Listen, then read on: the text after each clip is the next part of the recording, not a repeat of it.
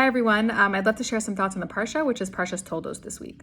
So we know that in this week's Parsha that Yitzchak is bestowing blessings onto his two sons, Yaakov and Esav, and that they end up getting switched.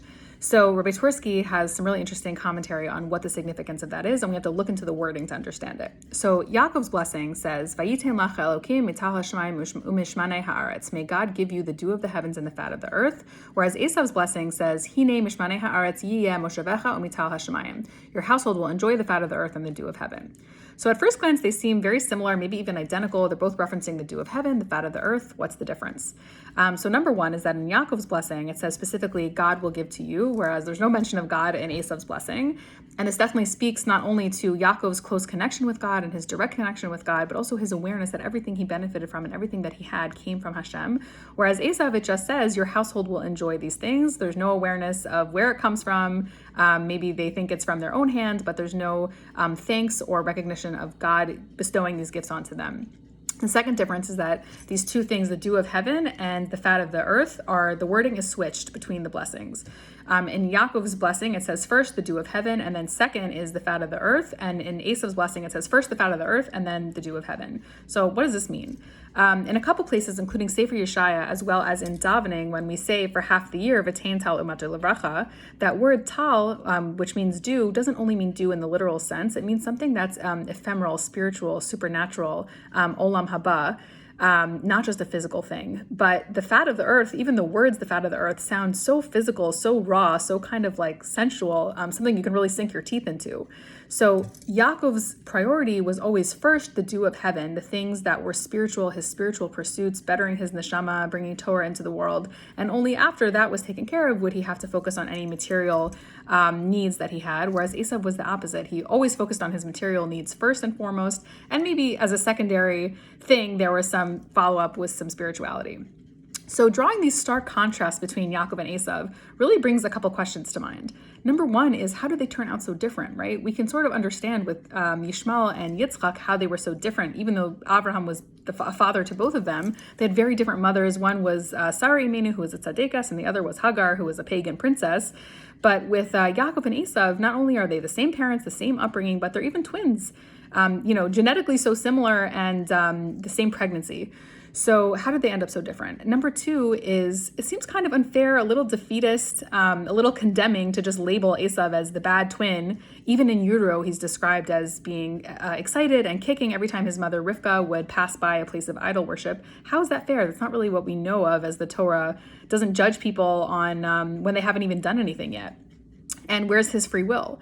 And the third question is, it said, we know that Yaakov loved Esav. Why did he love him? He was truly so bad and so evil. Why did he love him? So the Lubavitcher Rebbe says that drawing this contrast between these two different men is really illustrating two prototypes of different souls that are put onto this earth. One is like Yaakov, right? He was a tzaddik. He was described as somebody who was very retiring and gentle, almost withdrawn, and he would sit in yeshiva all day and really pour his energy into learning Torah and cultivating Torah.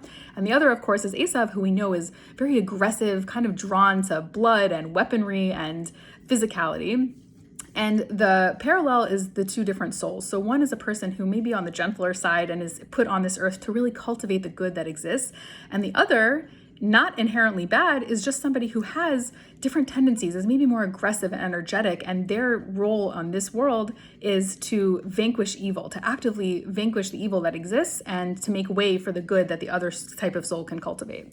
So this shows us that all powers can be used for good or evil, all personalities can be used for either good or evil. And in fact, Esav is compared in many places to David HaMelech. One of the comparisons is that they both had red hair. They were both drawn to the sort of aggressive, waging war, fight and battle and weapons. But David was able to successfully channel his inherent characteristics for good. He was the one that conquered the Plishtim, and in so doing, he set the stage for the Beis HaMikdash to be built. So finally, Rabbi Lord Jonathan Sachs, may his neshama have an aliyah, says that when we hear of Yaakov, Yitzchak's inexplicable love for Esav, a lot of commentaries say that it's because Esav was deceptive. He sort of tricked his father into thinking he was righteous when he really wasn't. But Rabbi Sachs has an alternative answer, which is that it wasn't that Yitzchak loved Esav because he didn't know who he was. It's because he knew exactly who he was, and he loved his son, not despite all his troubles, but especially because of them. He poured more love and more sensitivity and more attention into his wayward son because he knew that he really needed it. And it really behooves us as parents never to despair of a wayward child or disown them, certainly, but to show them even more love and more caring and more attention. So 3 really beautiful takeaways from this parsha that I personally was so touched by is, number 1, we have to always make sure that we're aligning ourselves with the brother that we come from, which is Yaakov. We have to make sure that we always are thanking Hashem and recognizing that our gifts all come from Hashem. We have to make sure that our spiritual pursuits are first and foremost, and only after that are we thinking about our physical pursuits and the things that we need for our bodies. Number 2 is that we should all really embrace our natural tendencies, our inborn talents and gifts. Understand that nothing is inherently bad. Everything is a tool that can be used either for good or for bad, and it's really up to us to examine how we can use our natures and our midos to serve Hashem and to do good. And number 3, we need to really realize that it's up to us to not only love our children, especially if they are having difficulty or troubles or doing behaviors that we don't agree with, but all Jews, right? People that are doing things that we can't condone doesn't mean we can't love our fellow Jew and show them extra attention, extra sensitivity. The same way that Hashem always loves us and is always our Father, even and maybe especially when our behavior is wayward, we're not doing the things that we're supposed to be doing, and nevertheless, He loves us. Good Shabbos.